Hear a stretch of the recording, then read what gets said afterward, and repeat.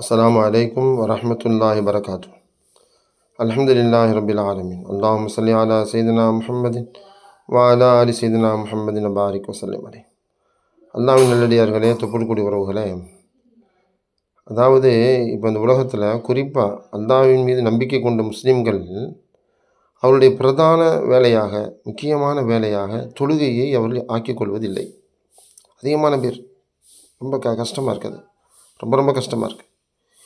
எதை அவர்கள் முக்கியமான வேலையாக, எதை முக்கியமாக செஞ்சே ஆகணும், அதுக்கு தயாரிப்பு செய்யணும், அதுதான் மெயின், அது அது சரியாக இருந்துச்சுன்னு சொன்னால் அதன் மூலமாக நம்ம அல்லாஹ்ட்ட என்ன செஞ்சிடலாம், எல்லாத்தையும் வாங்கிடலாம், எல்லாமே அதன் மூலமாக தான் கிடைக்கும் என்கின்ற அந்த உணர்வு, அந்த சிந்தனை ரொம்ப குறைஞ்சிருச்சு. இப்போ என்னமோ தனியாக இயங்குற மாதிரியும், இவன் தனியாக வாழ்கிற மாதிரியும், அடையாளமே இருந்த நமக்கு உயிரை கொடுத்து வாழ்வு தந்து திருப்பியும் நம்மகிட்ட கேட்காமலேயே மௌத்தாக்கிக்கிட்டு இருக்கிறான் அல்லா எல்லாத்தையுமே. இதை கண்கூடாக பார்த்துக்கிட்டு இருக்கிறோம்.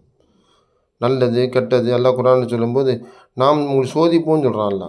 இப்படி சோதனைக்குரிய இந்த வாழ்க்கையில் அவனுக்கு முன்னாடி போய் சிரம்பணிந்து வழி, அதுதான் நமக்கு நேரான பாதை. தொழுகை தான் நமக்கு சொர்க்கத்தின் திறவுகோல். தொழுகை தான் அல்லாவை நேராக சந்திக்கக்கூடிய மேராஜ். சல்லாஹ் மேராஜ் தான் நமக்கு தொழுகை. இவ்வளோ பெரிய அந்த பாக்கியத்தை, அதை பிரதான வேலையாக, அதை முக்கியமாக, அதை மையமாக வைத்து இஸ்லாமியர்கள், நம்முடைய சஹாபாக்கள், அல்லாஹ்வின் தூதர் ஸல்லல்லாஹு அலைஹி வஸல்லம் சஹாபான்ட்டாங்க. அந்த வழியில் நம்ம அதை பின்பற்றணுமா இல்லையா? இன்ஷா அல்லாஹ் பின்பற்றுவோம். அஸ்ஸலாமு அலைக்கும் வரஹ்மத்துல்லாஹி வபரகாத்துஹு.